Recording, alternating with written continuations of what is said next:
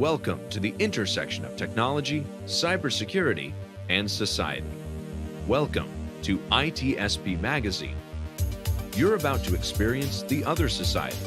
Prepare yourself for an independent, unscripted, and unedited conversation about the past, present, and future of the relationship between technology and humanity.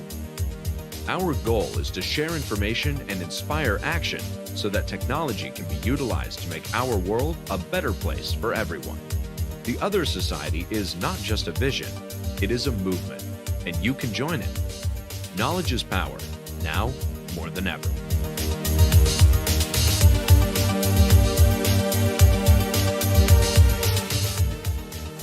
And Marco. Sean. Here we are. The trifecta. Yeah, number three. Three is a charm, as they say, right? Third time's a charm. Does that mean we didn't quite get it right the first few times? To be honest, I'm not even sure we're going to get it this time. We're trying, but as often happen here on ITSP Magazine, on The Other Society, it's about the conversation, it's about thinking, and it's about sharing our thoughts with other people that hopefully will start thinking as well. And not just the experts, but also and especially the people that live on this planet and that deal with the digital stuff that we have in our hands, in our house, in our cars. I mean, we're surrounded by it now, and I think it's too late to go back, and we got to find a way to not only live with it, but prosper with it. So this is why we're here, Sean, and Kevin is with us again. Yeah, we have many topics we discuss on The Other Society. Some are very heavily rooted in technology, others a little less. This one sits pretty squarely within the technical realm, and we're going to be looking at ethics in a digital society. And we've had two conversations on this topic, and I suspect we'll have many more, where we looked at the 101 of what ethics in a digital society means, and then we looked at how technology plays a role in helping us prepare for the society and build a society that's ethical. And today we're going to look more at the social impact of that. And Kevin, I'm thrilled to have you on. And as you did with the other two panels, we had some amazing guests today. So who do you have? Well, first off, who is Kevin for those who haven't? Who are you, Kevin? From you yet? Why are you here? And then please do a quick round of intros for our esteemed guest today. Yeah. You can't ask a philosopher who he is and why he's here. Not if you're going to tail the time to 45 minutes. No, you don't have that time. You don't have that kind of time. I'll avoid the existential crisis for this afternoon then. And thanks, guys, for the introduction. Yes, I'm Kevin Macnish. I'm a consultant with Sopra Steria, a former academic philosopher, still involved in that world somewhat, and really focusing on ethics and technology from a consulting perspective these days. But absolutely thrilled to have the guests that we've got on today's program. As you say, we've had some great guests throughout this series. Today, really pleased to introduce Letitia, Olivia, and Philip. I'll let them introduce themselves, as they can be far more eloquent about their backgrounds and their skills than I will. So Letitia, as you're bottom left of my screen, we'll start with you. You could just give us a few words about yourself. Yes, thank you very much, Kevin. Thank you all. My name's Letitia Adu-Ampoma. I'm an ethics, integrity, and compliance professional working for multinationals or big business. Such roles do exist in big business. I know people are surprised, and it's not a legal role. So you do focus on the ethics and integrity. I come with basically 12 years experience of implementing or operationalizing ethics and integrity in a number of industries, pharma, mobile telcos, and financial services, predominantly across Africa, but also across Europe as well. And so I'm looking forward to the conversation. Great. Thanks, Letitia. Olivia. Thanks, Kevin. So I'm Olivia Gambelin. I am an AI ethicist myself, and I specialize in working with entrepreneurs as well as being an entrepreneur myself. So I wear two hats of AI ethicist and founder of Ethical Intelligence. Ethical Intelligence is an AI ethics advisory firm. So we provide ethics as a service And we supply companies, especially startups, with ethics boards. So we've got a lot of hands-on experience working with cutting edge tech and all of the crazy questions that come along with it. Great. Thanks a lot, Olivia. Good to have you here as well. And Philip, finally. Yeah, I'm a professor in ethics of technology at the University of Twente. And I've been engaged for many, many years with the ethics of digital technologies. And more recently, the past 6-7 years, mostly focused on AI ethics. That's where everybody is right now, in the digital realm, at least for ethics. And but currently also exploring other avenues. Maybe we'll get to talk about that. But in any case, I've been all over the place for digital technologies. I've studied Internet of Things, kind of the early internet and the transition to Web 2.0. Yeah, virtual reality, many topics. Excellent. Thanks, Philip. So yeah, great to have you all here. Really looking forward to the conversation. And I'm going to leap in with a fairly heavy one straight off, because some of the things we've been talking about so far through this has been sort of principles that keep coming up around ethics, whether it's AI ethics or digital ethics, ethics and technology more generally. And you know, nobody wants to create a technology that is racist or that is biased in some way or whatever. Nobody's, we hope, going out there and deliberately creating a system like that. But one of the challenges that's come up in earlier conversations has been how people interpret what's meant by privacy or even by power, and how we deal with that as a group. Now, one of the things that I'm not sure you guys all know, I know because I know you all, is that we've all got on this call, everybody's got quite a large amount of international experience. So Philip studied in America, now working in the Netherlands and traveling widely as a philosopher. Olivia studied in Scotland, I believe, wasn't it, Olivia? Although being America. And Letitia, as she said, spent years living and working in Africa. And I've lived and worked in the States and across Europe as well as the UK now. Marco and Sean, I'm sure you've got your own stories as well. So what I want to sort of draw on then is, given that breadth of experience, how have you experienced, have you seen ethical issues being treated differently around the world? And thinking particularly, if you can, to narrow that in on digital or technological ethics issues. Is there much of a difference with how we approach ethics? And Letitia, I'll kick that one to you first. I think, okay, if I look at it, emerging markets context or Africa, definitely there is, because it is multidimensional. And so whatever technology is being put out there, whether it's coming from the private sector or the public sector, essentially the ethical question will involve both civic society or civil society. It'll involve, I guess, what the West will call informal elements of society, what we will call traditional structures, as in old chieftaincy systems, which operate fundamentally and are very powerful, in addition to the population and then the private sector and the public sector. So all of those factors will come into the mix to actually carve out what would be the quote unquote desirable ethical outcome, or indeed what represents an undesirable outcome. So I'll give an example, and I think this is probably quite a common one, which maybe people know from the West. So, I mean, the whole concept of something like mobile money, which everyone now takes for granted. What they don't realize is that when that started in East Africa or Kenya, and then subsequently went to West Africa, the joint effort that went to make that work was not just the mobile telco companies. They spent years out in the rural areas in kiosks with their marketing teams, actually building up the trust of the population. Because and the other thing was also then they catered to the multiple levels of society, because we're dealing with totally illiterate up to, you know, your educated business people, and the telco companies worked that for years and decades, and so they're out there in the streets and the rural areas and the communities.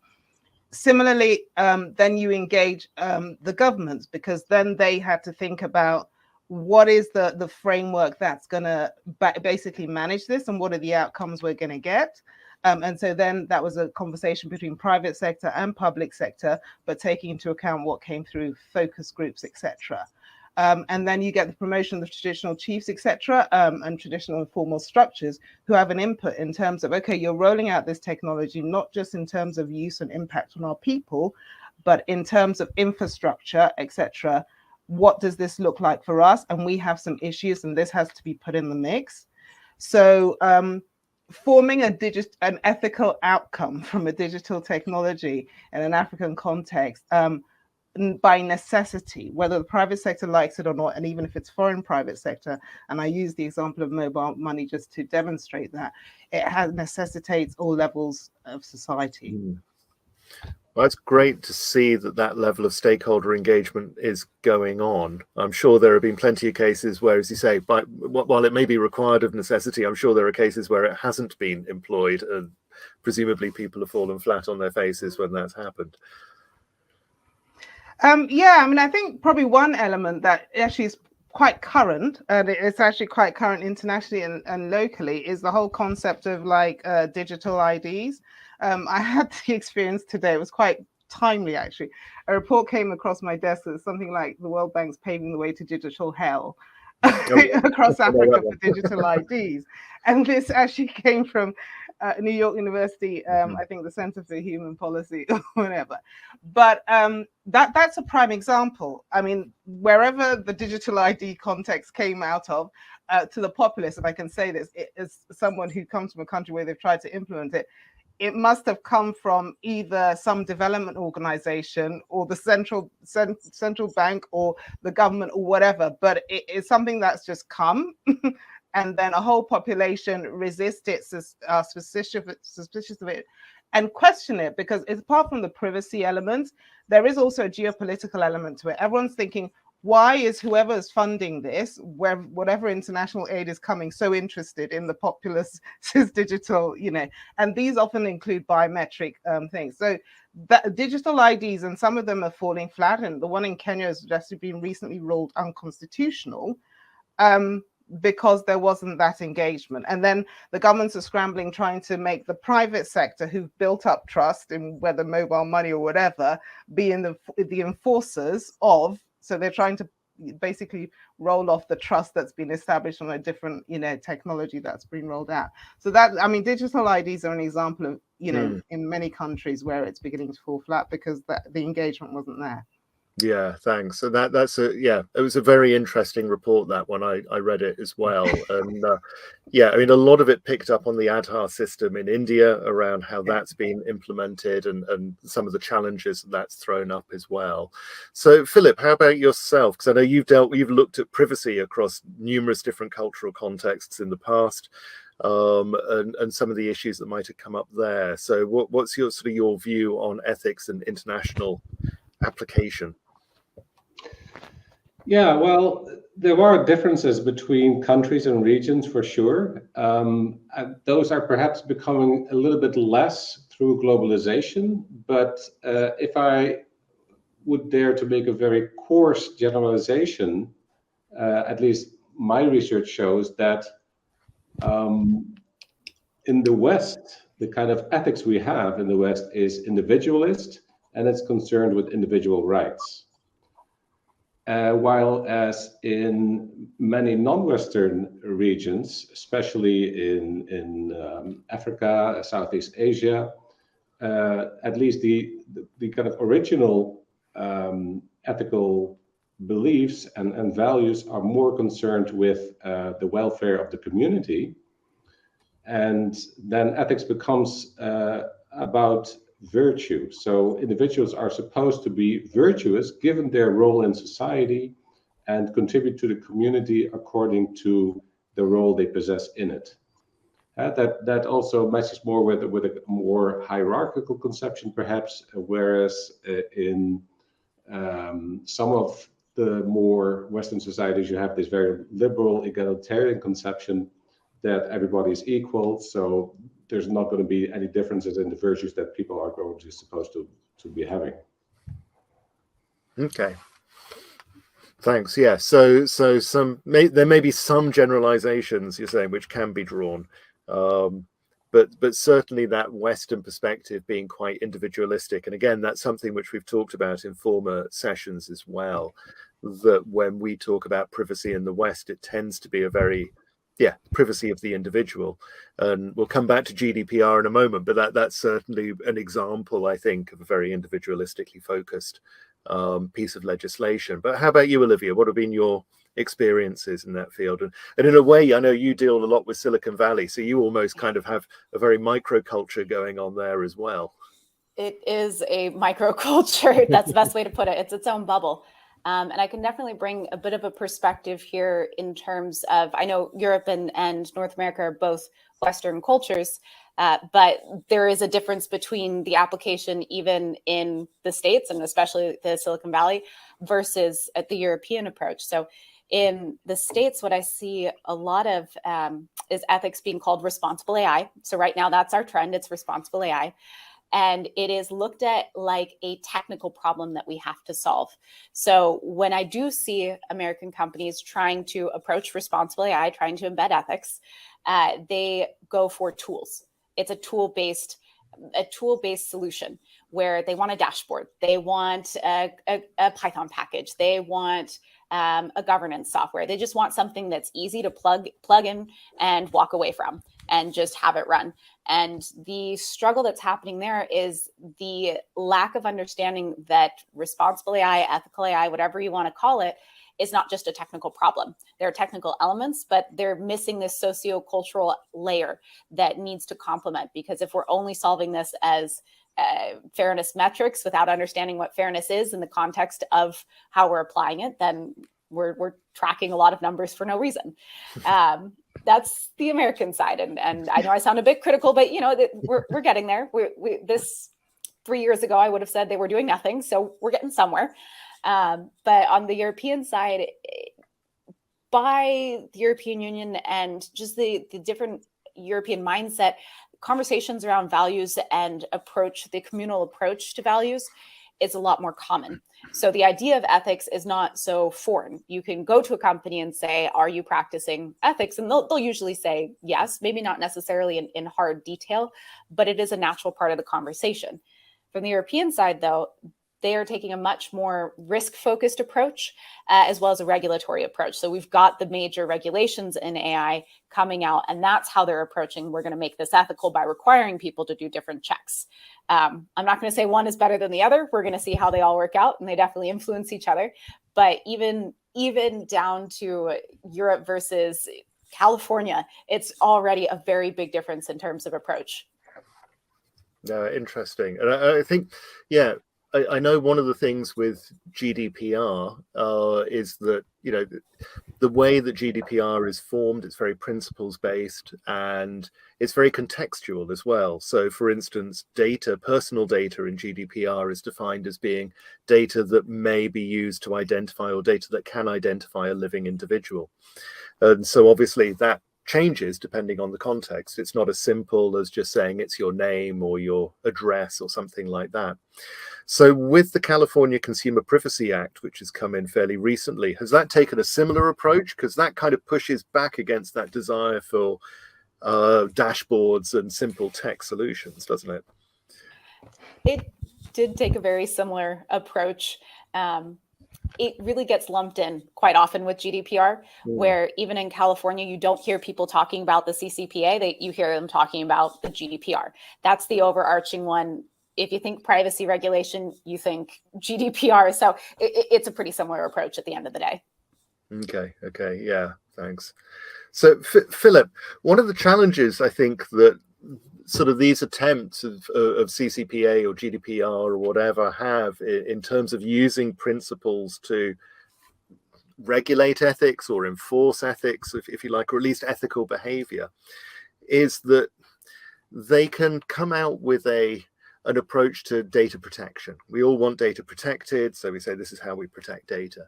But yet there are broader ethical issues that we want to see, like fairness, for example, which we can't even agree amongst ourselves what we mean by fairness. How are you aware of any approaches, or how people are trying to begin to tackle some of those sort of more philosophical areas when it comes to operationalizing this stuff? Well, if you talk about digital technologies, for a long time, we haven't really had ethics guidelines for digital technologies that were embraced by governments or companies.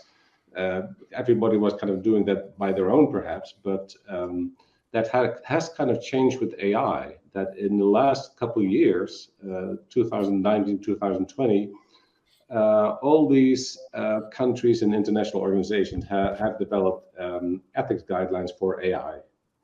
European Union, IEEE, UNESCO, OECD, they've all come with quite similar ethics guidelines for AI that go beyond privacy and security to also address fairness, to address even well-being, the environment, the quality of society. So quite broad, ethically speaking. And I think that's a very positive development, because that starts to radiate to digital technology in general, right? So AI ethics kind of becomes a role model, I think, for ethics of digital technologies more generally. Mm-hmm. So that's an important step, to have a broad set of ethical guidelines that go beyond privacy and security. Then, of course, the next question is, well, how do you implement that? And there, a lot is still to be gained, I think, because often organizations stop when they have the guidelines. They think, okay, everybody should know the guidelines, and then we're done. Or maybe we have some kind of simple implementation tool, as the European Commission, for example, tried to do. They tried to kind of have their general principles and then a more kind of detailed set of instructions. But it's not even clear for whom exactly these instructions are, and under what conditions they should be applied. So much work still to be done, I think, with implementation. Yeah, very challenging. Letitia, how about your experience in that field? Yeah, I suppose, coming from someone who's always had to deal with this really practically and operationally, I have a bit of a controversial point to make, because I think actually to make things happen, and I know maybe I've spent too much time in big business, essentially you need to look at the issue where the power, the control, and the money and the incentives are. And I know we would like to say everyone wants ethics to happen anyway, but sometimes to make people do things the right way, or make organizations and operations and technology come out the right way, you need to follow that trend. Now, I say that because if you were to take something like GDPR as an example of how to quote unquote operationalize ethics for digital technology or otherwise, it's by no means perfect, but it is a good method, in the sense that you look at the linchpins who could be the change agents in your society to actually force or start making the ethics operational. And that largely fell on, quote unquote, the big companies. It may not have been well defined, but it did. And then you articulate essentially in that, let's say, what you want them or what they need to adhere to. And it may not be so regulatory, but more about the spirit behind that, which is why it takes time for the law to roll out and people to really think, what does this mean, et cetera, et cetera. And then you've got the incentives, or I guess it was the financial penalties, you can say. And you can argue maybe they weren't big enough for some companies or whatever, but the bottom line is you're trying to change behavior, or in the key elements of a society, who could be the biggest change agents to start, making that change happen. And I think that's what I see in terms of the best efforts of operationalizing ethics. And I take it back to the sort of mobile money example, but you've got to take it at all levels of the society. So it may be the organizations developing the technology, but it may also be the public sector. You've got that policy framework, but that needs to be effective, not just a piece of paper on a shelf passed by Parliament. And then whatever legislation needs to actually make the technology being build in principles along the way. And that may take some time as the change agents or whoever you've identified need to put it through, but they then have to work it in either their processes or the systems or the design or whatever for the technology. The only thing that maybe sometimes is forgotten, which needs more work, is everyone to actually articulate what's the outcome we want before we do all that. Yeah, because sometimes that's not clear. So you have all this activity, whether it's policy frameworks and ethics and principles, but clearly articulating what is the outcome we want to see either in this area of digital technology, in this part of society, whatever, is not necessarily clearly articulated before all the activity happens. And I want to dig into this, if I may, Kevin, because articulating, it could be a one-way message or it could be a conversation. And I'm wondering how users of technology can become part of that discussion. How do they articulate what they want? Perhaps it's through the pocketbook, telling vendors what they want to buy or not. Perhaps it's through voting, telling politicians what they want to have done to them, for them, by them. I guess my question is, how do we engage all the different parties to have that conversation? Because I feel like we've just, with everything with technology, we have this abstraction layer over what's presented to people and what's actually happening underneath. And it can be very confusing if not misunderstood and misleading, and perhaps in some cases. I don't know who wants to run with that. Okay, I'm going to add to that. Add to it, Marco. Because I've been thinking that, one of the example I use a lot is, the Ford, when he came out with a car, and it was like, people if they ask people what they want a faster horse. So I'm giving them what they really want. And I think that technology and business is full of this example. So we probably assume way too much at the top, or whomever make the technology and the decision, that users don't know what they want. So I would think that by now, a good practice of ethics will be to actually give that voice to these people. So I guess I'm adding to Sean's point to hear your opinion on this. How do we bring the actual earthlings into this conversation? Can I bring up they're both social media platforms. I'm just going to bring this up because there are two social media platforms. Both have been plagued with questionable activities, right? How they run their business. And I've seen it twice. One didn't pan out. We're going to see how this most recent one pans out, where people say, I'm done, right? I'm not going to use that platform anymore.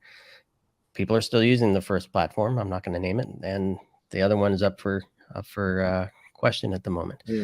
So do we just roll over as well? Do we have a voice, or do we just say we're going to stick it out because we need that technology? So there's a sort of question there, isn't there, about democratization of technology? How do we engage with stakeholders? How do the companies involved bring them along, but also find out what the harms are? How to ensure that the technology is not going to harm people? And I think sometimes it's only by engaging with the stakeholders that you find out what those harms might be. And yes, ultimately, as you say, there is that question perhaps of democracy. Olivia, how are you sort of seeing that in your world? Yeah, I mean, I've got 2 points here. The first is we as users need to have a backbone. We're not passive people. We're not passive agents in our relationships with our technology. We have control.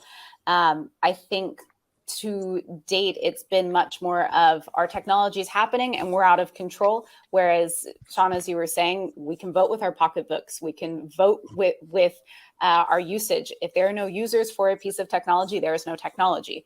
But we need to understand that we do have that power and we do have that agency as a user. You have to be a conscious user, though. It's not just technology is happening to me. It's I am choosing to engage with this technology. But with that, there also needs to be a layer of education.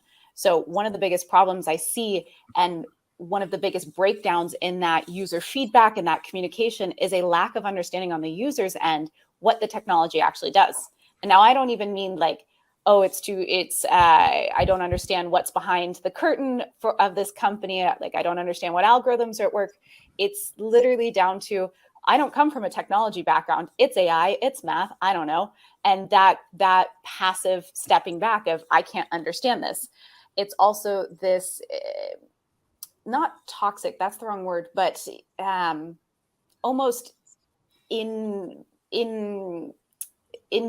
inbreeding, but apologies. My sinuses are blocked, which also means my ability to my command over the English language escapes me sometimes.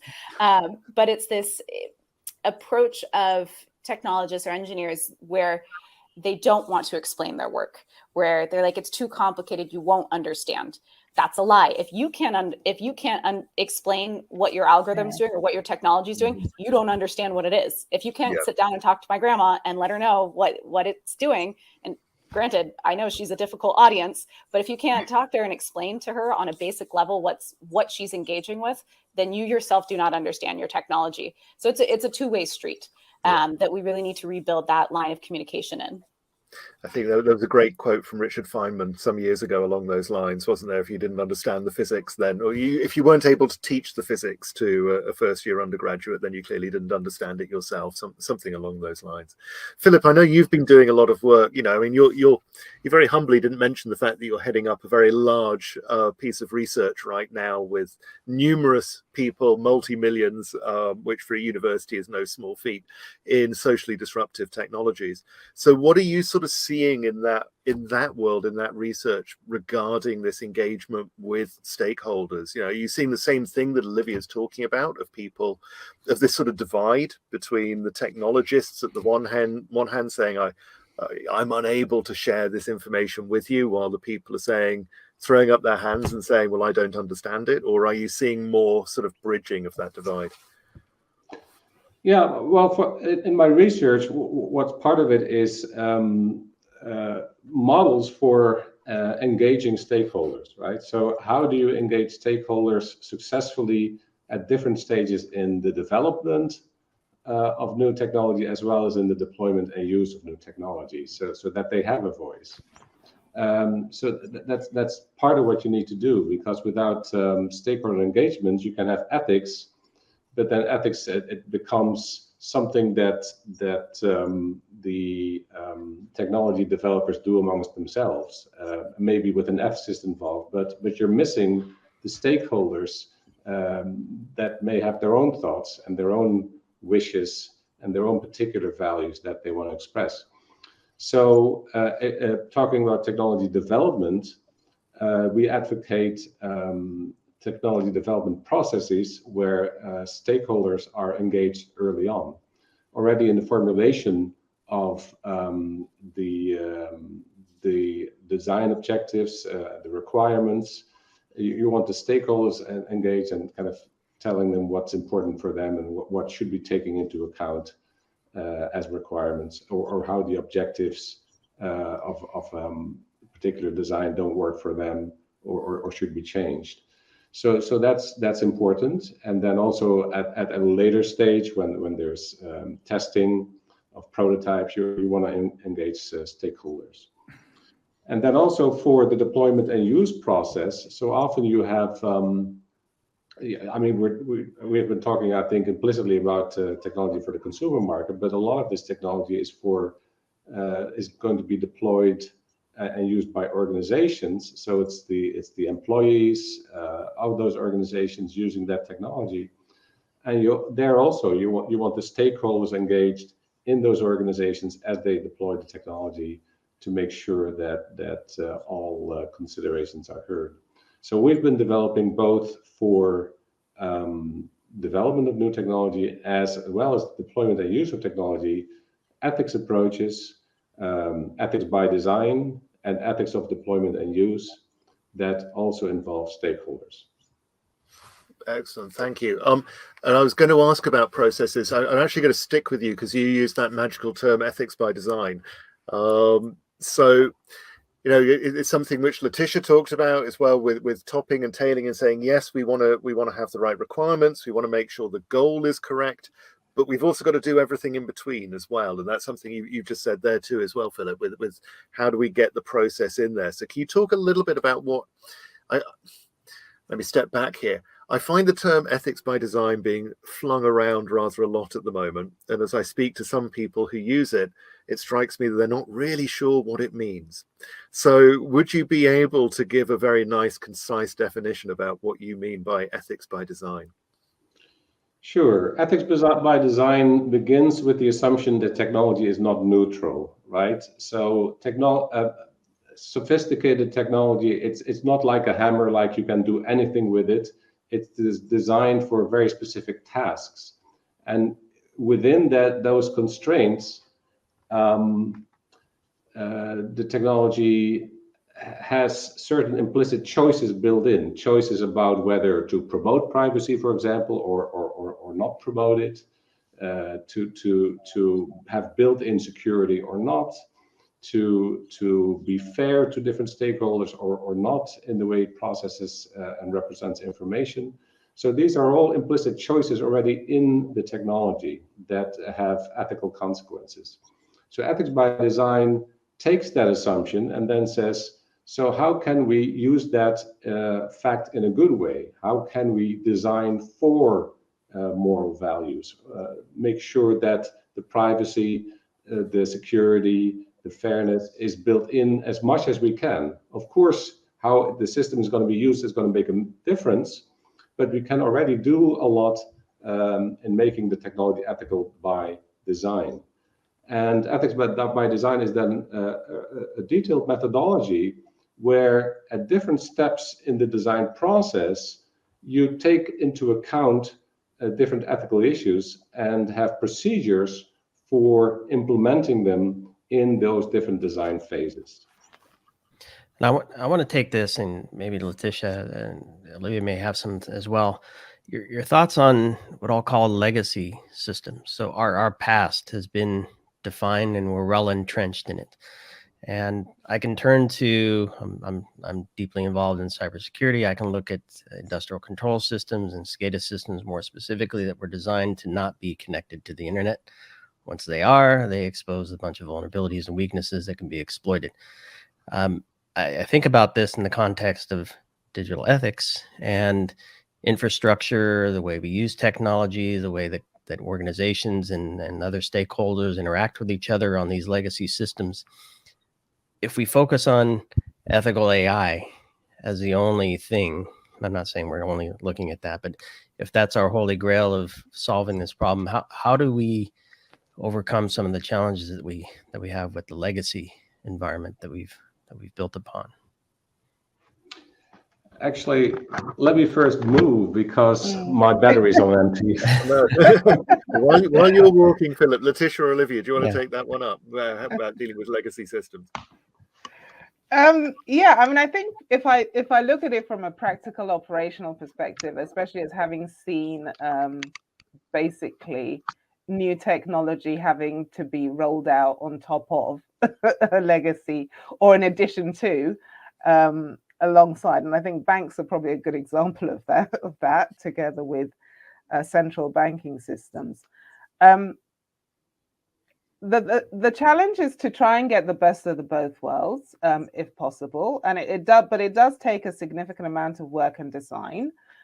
So if you're looking at basically the digital elements and the AI elements, and working with the model that has been articulated in terms of ethics by design, if you at least have the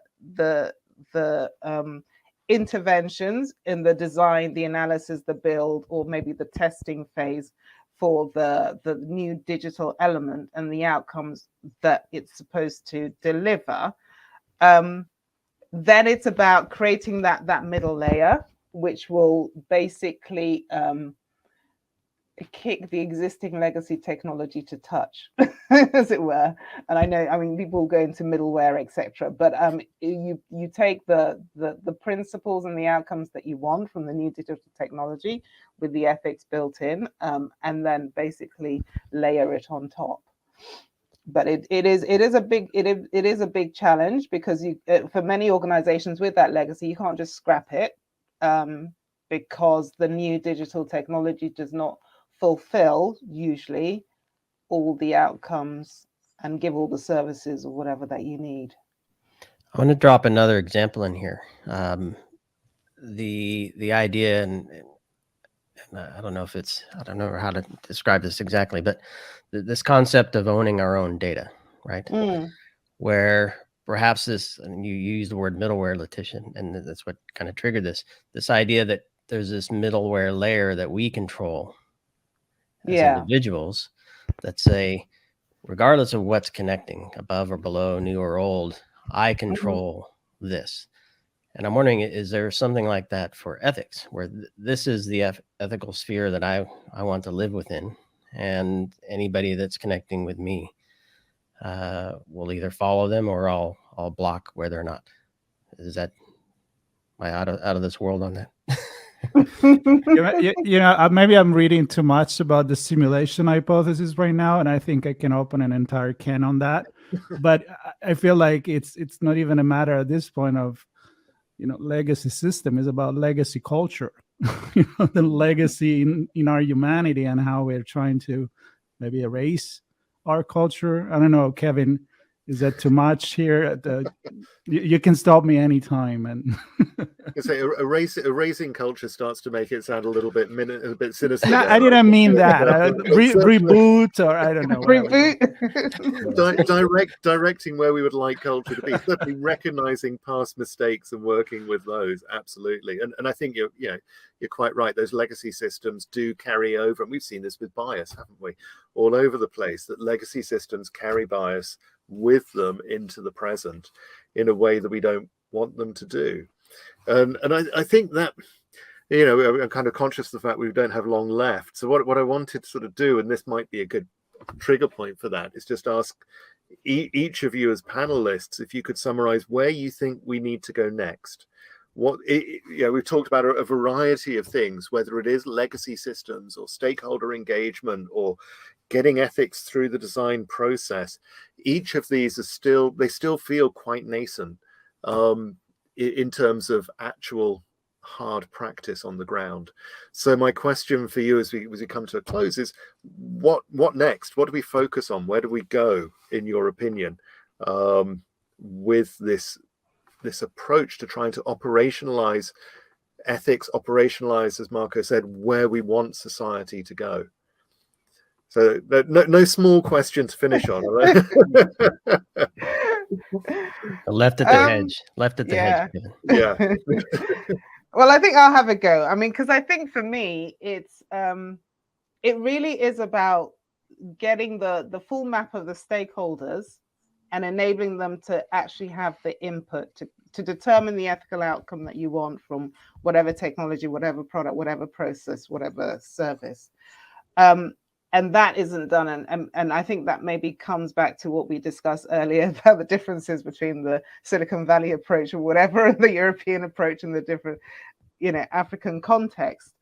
In developing these technologies, first things first is the importance of identifying who are the stakeholders, everyone who is likely to be impacted or use it or receive it or be somehow affected by it, and making sure that there is enough representation of those stakeholder groups in definitely the design and the analysis. Maybe you might scale it down at the testing phase, whatever, but definitely at the design and the analysis and the conception phase, all those need to be represented. And in doing that, I think you will also then, and coming back to what I was picked up on, be able to more effectively articulate what are the outcomes we want. Because it won't just be one. If you've got the most appropriate representation, then actually there will be a number of ethical outcomes based on different contexts and scenarios that you'll need. And then you go into literally the build and the test and the rollout for whatever technology.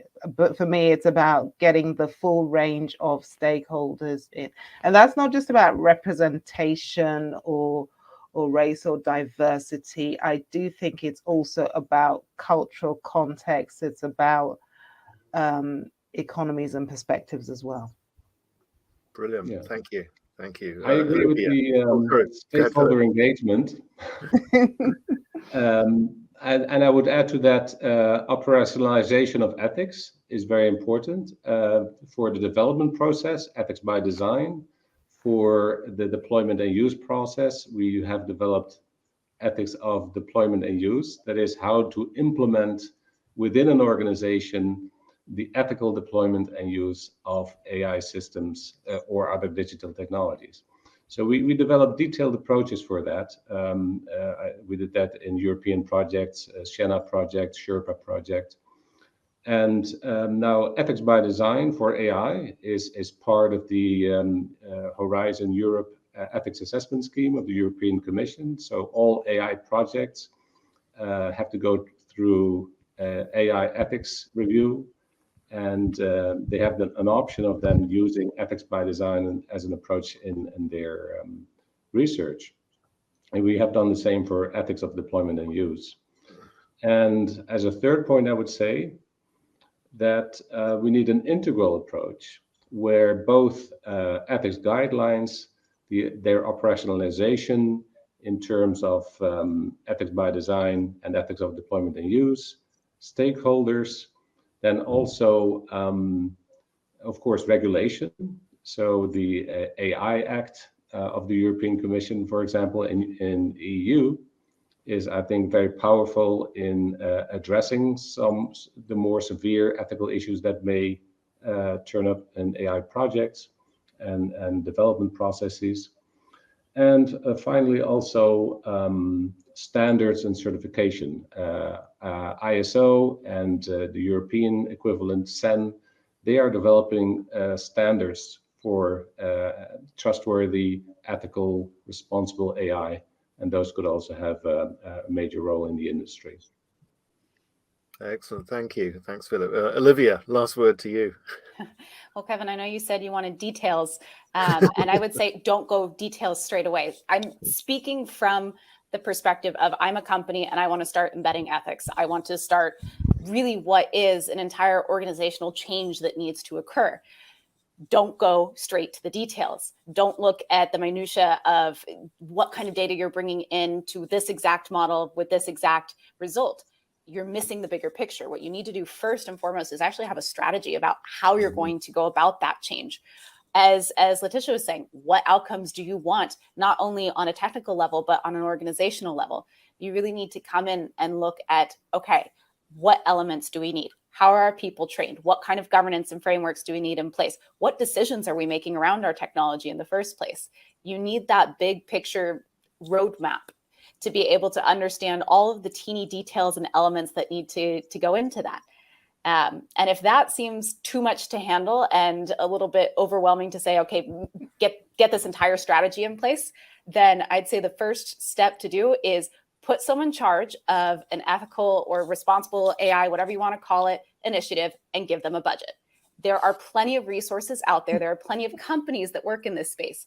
Give them a budget and hold them accountable and see what they do. There's a lot that can be done if you just put someone in charge with money to be able to deploy. Excellent. Thank you. Thank you. Really good points. And it's interesting, Kevin. I've heard the word responsible a few times, I think from all three folks. And and I think one of the things that strikes me is that I think collectively we need to be responsible. But I feel we have a ways to go before we understand who's responsible for what. So I think a lot, and it goes back to the earlier point of communication, right? Describing what it is, what the outcomes are, how we're going to do it, and that whole definition and conversation surrounding all this. I think some of that stuff will start to bubble up to the top. I think that there's some interesting history we could look at there from engineering more broadly and responsibility, things like the development of the automobile and seeing how in the early days it was very exciting, a very new process, and people sort of leapt into it. And it was really only in the 60s and 70s that safety started to become an issue for conversation and the idea of responsible design of the automobile. And I think we're probably going through something fairly similar right now with digital technology as well, that we've become much more aware in the last 15, 20 years, I think, of the harms that technology can bring alongside the benefits that it's obviously bringing society. And that notion, as you say, of responsible development starts to really enter the picture. And think about how much there is in the we, right? Like we means then there is others. So who is we, right? You know, all of you. So who is we? Who take the initiative, and who are we to tell? Do we care about the others, Marco? I don't know. Well, I kind of do. That's why I call this the other society. You know, there is a reason for it. But what it makes me think about is this, and this is my last, words about this is, I think about the global village, you know, the good old Marshall McLuhan, and how I think we're discovering now that, yeah, we're all connected, but we're still, and we should be all different within this global village, and we cannot go and tell others what they need, and by others I mean different culture. We need to respect those. And I may be going even too far right now, but I think that what we're seeing with the bird and the extinct and mammoth mastodon, I think there is a message there. We'll see what happens. Sean kind of mentioned that without making name, but I think that's where people are kind of taking control. We'll see what happens, but the message is there to recreate certain community versus an algorithm that is telling you this is what you're going to see today. Maybe a lot of topics for other conversation here. We'll have many more, Marco. And I think the point of all of this, and the main point of the other society, is and I think everybody mentioned it today as well, we have the power to define what we want. We can control this. We can bring us where we want to go, but we have to think meaningfully about that and define what it is, the outcomes that we want. So with that, Kevin, thanks for bringing a great conversation together. Letitia, Olivia, Philip, thanks for bringing your insights and getting us to think. Marco, thanks for giving me a nice face to view throughout this conversation. And for everybody listening, there will be links to resources that our guests want to provide, research they've done, articles they've read, articles they've written, perhaps even. Obviously many more conversations already recorded, many more to come, and a gazillion more topics on their way here on The Other Society on ITSP Magazine. So thanks everybody for listening and watching.